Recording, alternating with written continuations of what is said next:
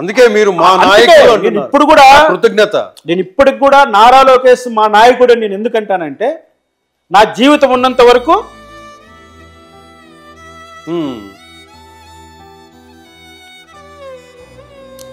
ఎందుకంటే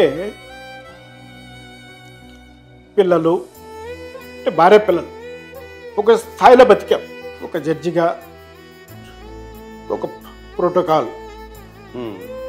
పిల్లలు చిన్నప్పుడు జరిగేవి, పిల్లలు పెద్ద అయిన తర్వాత నాకు ట్రబుల్స్ వచ్చాయి. కనీసము వాళ్ళ నిత్యావసరాలన్నా చూసుకోవాలి. మాట్లాడే వాళ్ళే లేరు.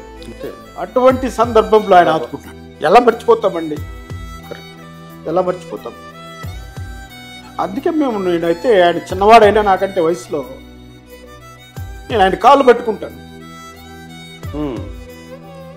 అది ఆత్మగౌరవం పోగొట్టుకోవడం కాదు, ఆత్మాభిమానం చంపుకోవడం కాదు. నిజాయితీగా బతికేవాడు అనుభవించే బాధ వాడికొక్కడికే తెలుస్తుంది. తప్పుడు ఏదో చేసే తప్పుడు పనులకు వాళ్ళు పడే బాధలకు అర్థం ఉండదండి. ఒక నిజాయితీ పరుడు సమాజంలో బతకడం ఎంత కష్టమో నా లైఫ్ ఎగ్జాంపుల్